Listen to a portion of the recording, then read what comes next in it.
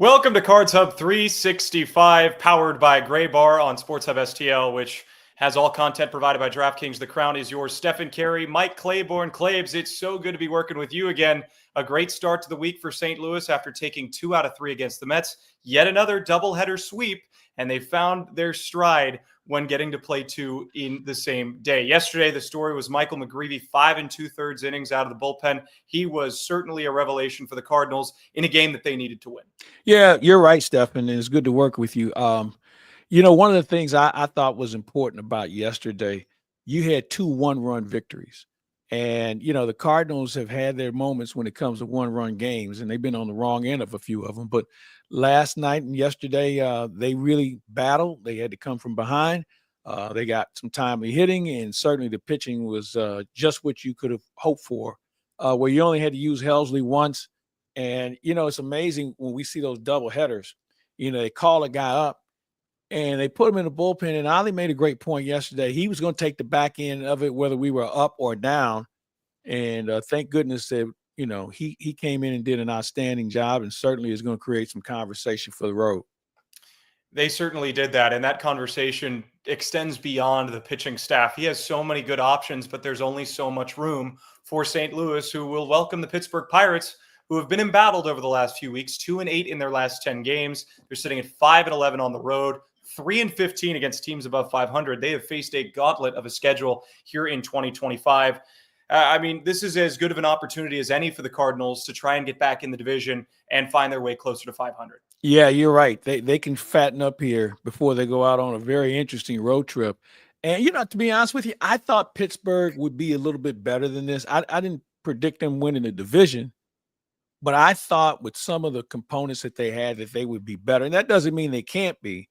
But, when your team is used to swimming upstream and you realize you just never get to the top, it's going to be a little bit of a challenge for them. And hopefully when they turn this around, it'll be probably on Thursday or Friday of this week.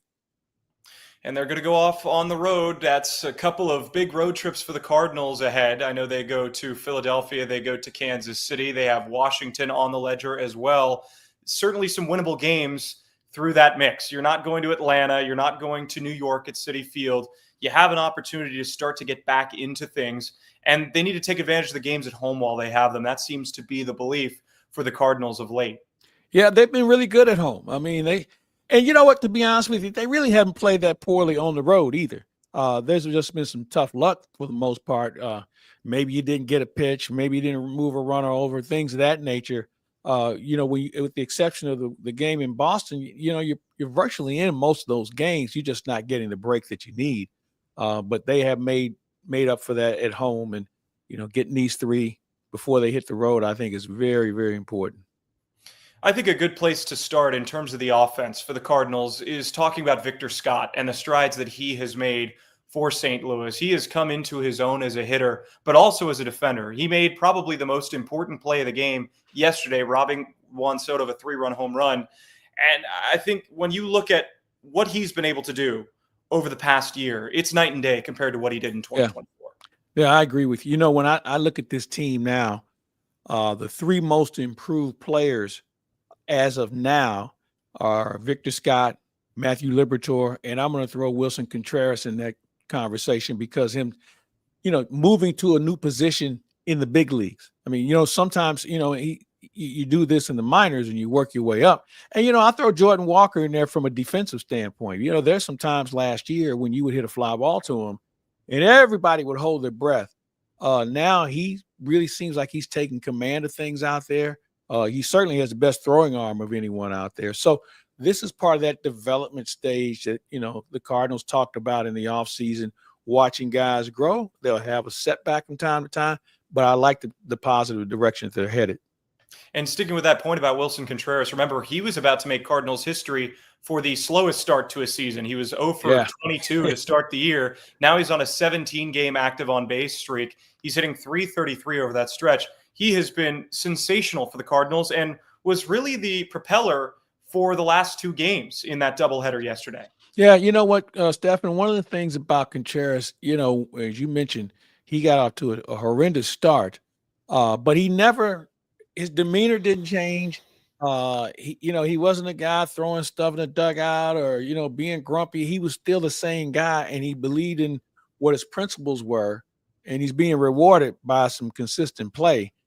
Because there was a point where I think everybody was looking around like, what's going on with this guy? Because he had a pretty good spring. You saw the games in the spring. He was swinging the bat really well. But now, man, he's found his stroke, and that's something you hope is contagious. I think you can say the same thing about Mason Wynn. And let's hope we get good news on his ankle from yesterday and watch how he's ascended. But going back to your original person in Victor Scott, this is a guy who reduced a lot of things in the offseason and learned how to focus and learn what priorities were as far as being a better player. And it's really paid off because, there was some that didn't think he was going to make the ball club because Siani played so well defensively last year. But right now, Victor Scott's bat has caught up to his glove. And, we have ourselves a really good-looking player right now. Well, and you don't need him to be a slugger that hits the ball over the wall every time. He's been gap to gap. He's been successful every time he's tried to steal a base. He's played sensational defense, as was highlighted yesterday. And in that same vein, Nolan Arenado, I mean, what a tremendous defensive game he had yesterday, barreling into the stands, the barehanded play. Remember Michael McGreevy yesterday talking about Nolan being frustrated with himself for not using the glove on that barehanded throw to first. I mean, these guys are as disciplined as it gets defensively. They catch everything. You think about yesterday's game. You may have some of the best throwing in game one. You have game two. You have Arenado at third, Mason Wynn, Barrera, and also Wilson Contreras. Who we saw a lot of Barrera's arm in the spring training.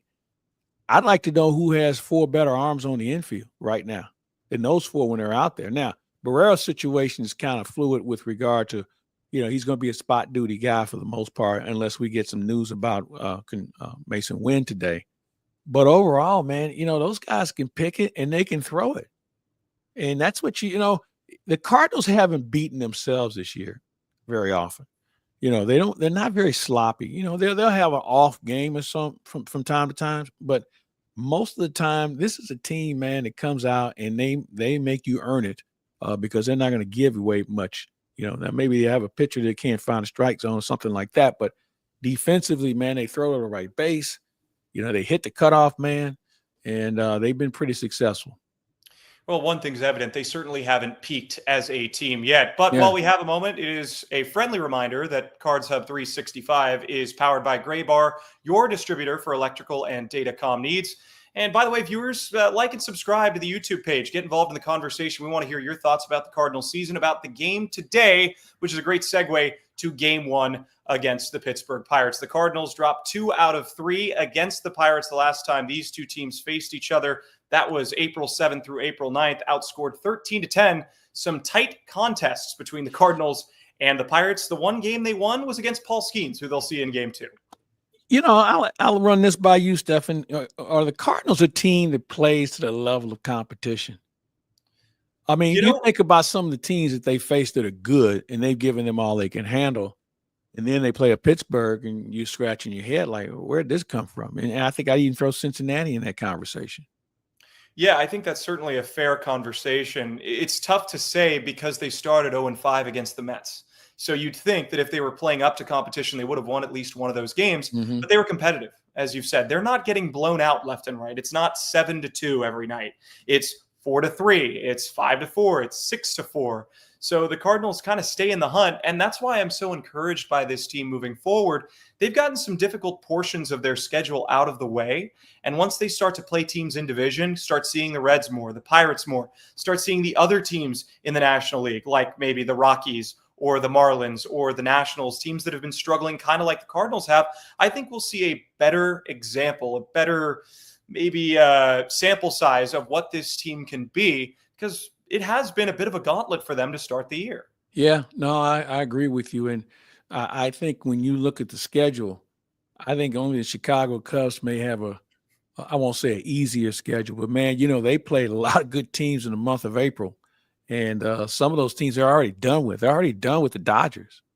And we don't see the Cubs until the 4th of July. So, I mean, that just kind of tells you how hokey the schedule is.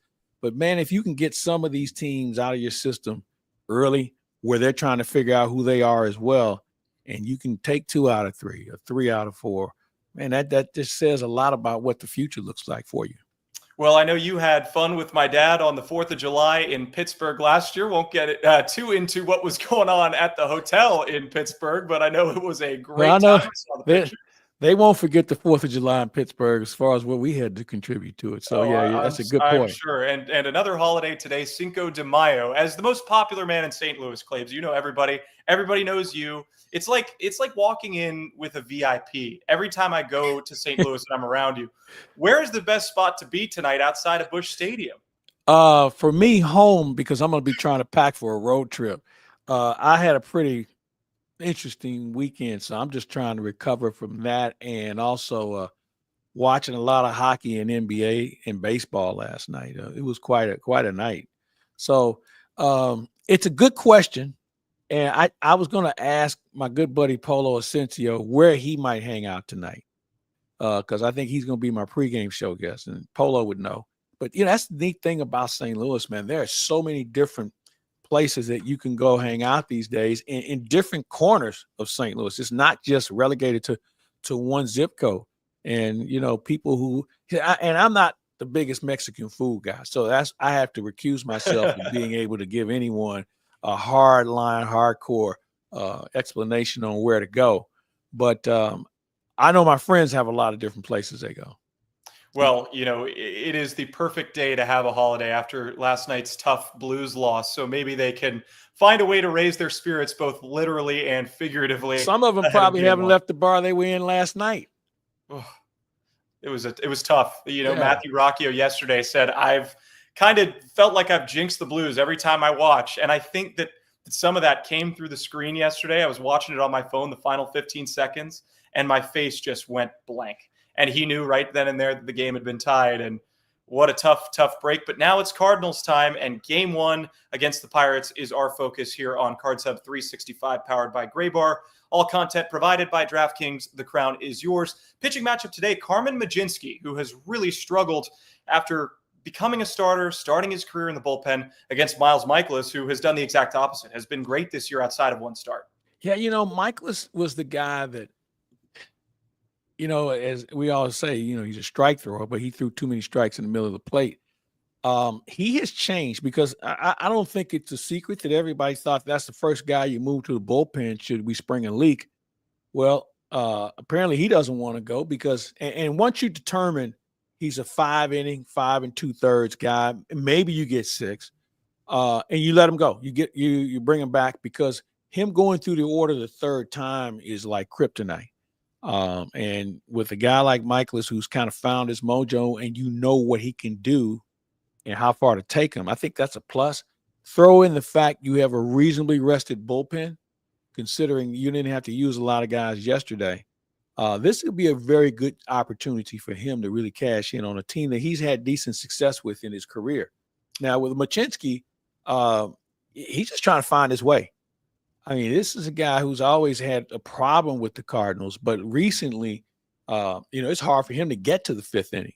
And so if the Cardinals can get to him, get into that Pirate bullpen, and oh, by the way, they have a hard time scoring runs these days. I think they've gone, 16 innings without having a run score, at them scoring a run. Yeah, they are quiet. Let's hopefully they stay quiet. The only teams that have scored fewer runs per game on average are the Rangers and the Rockies. Pirates have scored 3.28 runs per game this season. And Mlodzinski, to your point about getting to the 5th inning, he has yet to go further than the 5th inning in a game this year. So the Cardinals have a chance to get into that bullpen ahead of Paul Skeens, who is going to try to work late into the game tomorrow. He's going to try. But one of the things, and this, the Cardinals, I don't want to say have his number, but man, they're really close to it. I mean, Skeens will show you how good he is. I don't want to issue the fact that we have his tail, or maybe we do. But one of the things that you look at, the Cardinals have had reasonable success against one of the top pitchers in the game right now. And that can't be said by a lot of people. Now, he may get 6, 7 strikeouts, who knows? But they have found a way to put it in play against him. And it seems like one of the things, like a lot of good pitchers, once you get on base, he kind of he gets separated. He gets a little distracted. He got the run over here, and I got the hitter right here. And, once you don't have that conviction about what you want to throw, and you're thinking about a guy at first base, that's where you make your mistake, and the Cardinals have been able to cash in on him. Well, with hockey season ending last night in St. Louis, unfortunately, much to the chagrin of many Blues fans, baseball season is officially underway, and it's time to step up to the plate with DraftKings Pick 6. Think of DraftKings Pick 6 as your fastball right down the middle. It's the easiest way to play for cash and take a shot at a big win. Just select 2 or more players and choose if they'll have more or less of a stat. Pick 6 is available in most states, including California, Texas, Georgia, Missouri, and more. Cash in your baseball knowledge. New players get $50 in Pick 6 credits instantly on just a $5 entry. So you're going to want to download the DraftKings Pick 6 app and use code STL Sports. That's code STL Sports for new customers to play. $5, get $50 in Pick 6 credits. Better payouts, bigger wins. Only with Pick 6 from DraftKings, the crown is yours. Gambling problem? Call 1-800-GAMBLER. Help is available for problem gambling. Call 888-789-7777 or visit ccpg.org in Connecticut. Must be 18 and over. Age and eligibility restrictions vary by jurisdiction. Pick 6 not available everywhere, including New York and Ontario. Void where prohibited. 1 per new customer. Bonus awarded as non-withdrawable Pick 6 credits that expire in 14 days. Limited time offer. See terms at pick6.draftkings.com/promos. I'm Stefan Caray with Mike Claiborne here on Sports Hub STL, the Cards Hub 365 show ahead of Game 1 against the Pirates. And I want to talk about Miles Mikolas. A lot of us that aren't around the team every day, as you are, have maybe not given Mikolas a fair shake, or at least haven't been diving into what has made him so successful over his last few starts. You look at his numbers outside of that one start in Boston, Mikolas has been a revelation for the Cardinals. He's carrying right above a 2 ERA in his other, 5 starts this year for St. Louis. What have you noticed that has been different about the way that he's attacking these hitters? He's not throwing 2 strikes right down the middle. He would get hurt with a 2-strike count. Now, he's not a strikeout guy, okay? But he is all about soft contact, really keeping people off balance. And he's been able to do that without, caving in, because there were times when he have a 0-2 count or 2 strikes in the ball, and then he'd lay one in there and they'd hurt him. Now he's throwing pitches that are close to being strikes, but not necessarily. So a guy's either hitting off the end of the bat or he's not able to square it up. And that's one of the reasons why I think he's had the success that he's had so far. The challenge is, once he gets through the lineup twice, it's that third time that people have adjusted. He's still good at not showing you everything in the first inning. And that's one of the problems we have with a lot of young pitchers, where they want to show you this, show you that, show you this. And then, all of a sudden you start fouling off pitches, and now everybody sees what you have and they see what you don't have for that particular day. So the next time around, they just kind of reduce what they think you can get over for strikes and sit on that pitch. Well, he has had his hitters on the ropes the last 2 starts that he's been out there. 0 runs allowed over his last 2 times that he's towed the rubber. And this is a Pittsburgh team that has known the shutout all too well. They have been shut out 6 times this year. That's the most in all of Major League Baseball. So hopefully Miles Mikolas can continue that trend. But the cornerstones of this team have had major success against Miles in their career. Brian Reynolds, 359. Adam Frazier, 382. Ke'Bryan Hayes, 381. So these guys have had Mikolas's number, and I'm not just talking about the 39 on his back. It is certainly a team that can get after him in a hurry if he lets them. So hopefully he can continue his good work. Stefan, I think maybe the different look that he presents now might be a factor here, because last year he couldn't get anyone out. This year he's made a couple of adjustments. You take out the Boston game, he's giving you a chance in virtually every game. Now the question is, can the Cardinals jump on Muchinski early and make them start to play catch-up baseball again? And, obviously, as you touched on, they haven't been scoring a lot of runs. And you wonder, if that happens, do they go into that, here we go again mode? And then if you do that, the rest should take care of itself. The Cardinals are in the middle of a long stretch of games, 3 more games before their next day off. And it certain points has felt grueling, but they've played better in the back half of this stretch. What do you think of that? And that's sort of atypical. Usually you run out of gas during these long stretches. The Cardinals have almost started their upward trend toward the end. I think it's just a commitment that they've shown this year. We have some young guys who want to prove themselves. We went through this last year where we couldn't put teams away in a series. We win the first two, go for the sweep, and then they win on getaway day. This team kind of says, you know what, we'd like to have that game too. And I really believe they're going to get on that sort of run. Their starting pitching has given them a reasonable chance. The offense has been better. Well, it's not been better. It's been much better than what we've seen in the past. And they don't quit. As we talked about it earlier, man, there were a lot of games in the ninth inning. There's some games they lost with time run at the plate. And as long as you give yourself that sort of chance, you're going to win your share of those games. And because we're on the back end, guys obviously appreciate the off days, but they want to finish strong. And that's what we're seeing now. A couple of figures for the Pirates. They rank in the bottom third of the league in virtually every offensive category, hitting .223 as a team. They've really struggled to string together hits. They've obviously struggled to score runs with the most shutouts in the league offensively. How can the Cardinals take advantage of this team beyond just going out and scoring more runs than the Pirates? Get on them early. I think, is the key. Try and find something in the first inning you can build on and make them play catch up. When you're struggling and you have to play catch up, man, it's not easy. And if you get on them early, I think you can really make this obviously a successful series.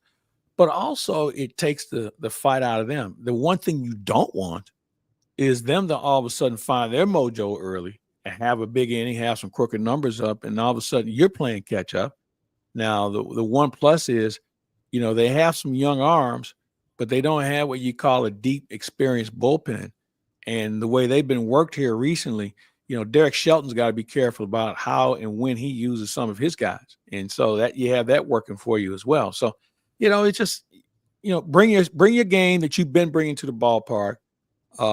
And if you notice, the Cardinals have been able to score early in games, and that's been important for them. No one wants to play catch up, but if you put a run up in the first inning, or maybe get 3 by 4 innings, and then all of a sudden that takes the pressure off, because now you still know, okay, you now know you can get to their number one guy or their starter, and then you say, all right, let's see what your bullpen is all about. And as I mentioned, with Pirates bullpen, they've had a lot of work, and they're still trying to figure out who they are as far as their roles are concerned.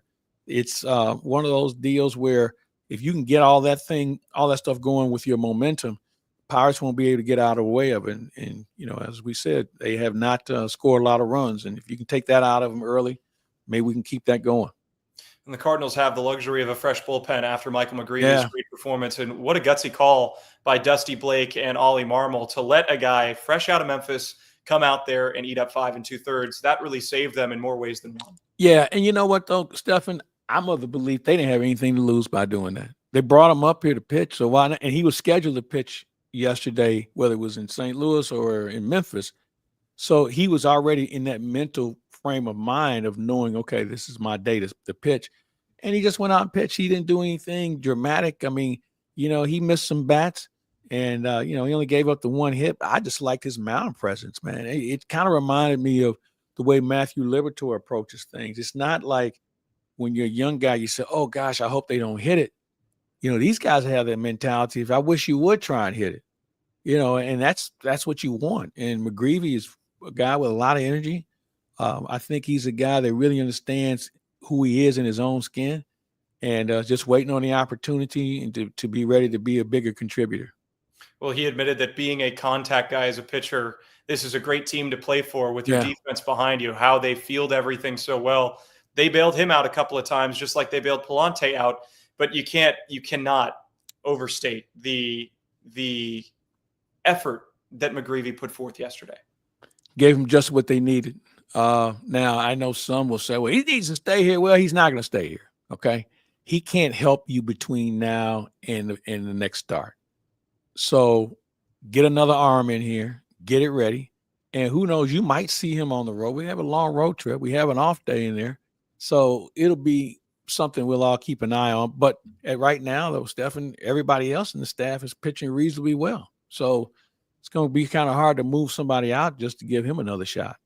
I agree with you. And would you agree with the notion with a team like the Cardinals who are trying to get back to 500, maybe didn't get off to the best start, that the most important games are those in-division contests? I know there are less divisional games now, considering all of the interleague play that has been worked into the schedule, but you can palate those losses to the Mets. You can palate the losses to the Braves and the Red Sox. What you can't palate are those losses to the Cubs, the Brewers, the Reds, and the Pirates. You have to win your division. You have to be plus in your division. And it's not like you're in the National League West, where I think everybody there is over 500 with the exception of Colorado. So it's not like you're, facing somebody really, really good every night.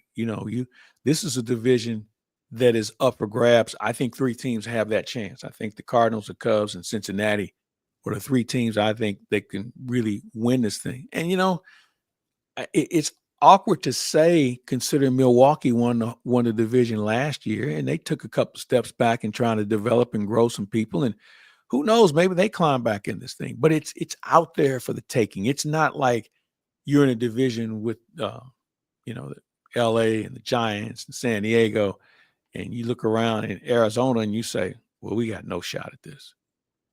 That's not the case here. So, but you have to win within. If you don't, you're just making it harder for yourself. Absolutely. I mean, it is going to be so difficult to be a wild card team with the way things have been shaking out over the last few years. With the Reds, one thing's apparent, that hiring Terry Francona was one of the best decisions they could have made as an organization. He has really looked like he's energized that group. Well, you're right. He knows the game, great communicator, bringing in, or as they like to say today, changing the culture and getting guys to be more focused and more detailed. Not a Harry high school speech guy. He's just a guy that says, hey, this is how we do it. I know it works because I've won at it before. And guys like being coached. They like being worked with, and they appreciate people who've been there, who've done it, and so they can learn from them. And I think he has a really good group over there. I think his pitching is going to be a difference maker, man. They have some arms they can run out against you. And that's the one thing. Once they get that bullpen squared away in the middle innings, they are going to be a handful. The Pirates kind of have the same situation of the starting variety. Bubba Chandler in the minors, talked about as one of the next Paul Skeens disciples. He's saying that he's going to be the opening day starter next year for the Pirates when he finally makes it up. So the Pirates are going to have their choice when Jared Jones comes back, when you see Mitch Keller get back to greater form, of course, Skeens. Well, Mitch Keller has our number no matter how good or how bad he's been with everybody else. But you know what, though, Stefan? When I hear guys and I look at teams like that, and you named off some pretty good young players, when you've been as bad as the Pirates have been over the years, shouldn't you find a way to get some good players? I mean, right. I mean, granted, it comes down to scouting and development for sure, but man, give me a crack at that, man. And well, not me personally, but I know guys would relish that opportunity. Now, the good GMs would say, I only want to do it once. I don't want to be in this line every year. But when you look at the Pirates, they had a ton of guys that they had a chance to draft in the first 10 picks of the draft. The Cardinals have done it. They'll do it twice. And, I've never seen that happen before. And I think they all feel like we'll never hopefully see it again. But, if you develop players, and there's some guys that it's really hard to miss on. And the Pirates have some guys that really have some upside to them that they have to get to the next level. Well, they certainly have a chance to be good in the near future. The Cardinals want to make sure that near future isn't today, tomorrow, and Wednesday. Game 1 tonight, 6:45 Central Time. For everyone here at Sports Hub STL, for Mike Claiborne, I'm Stefan Caray. This was powered by Gray Bar, and all content here provided by DraftKings. The crown is yours. We'll see you after the game, hopefully after yet another Cardinals victory at Busch Stadium.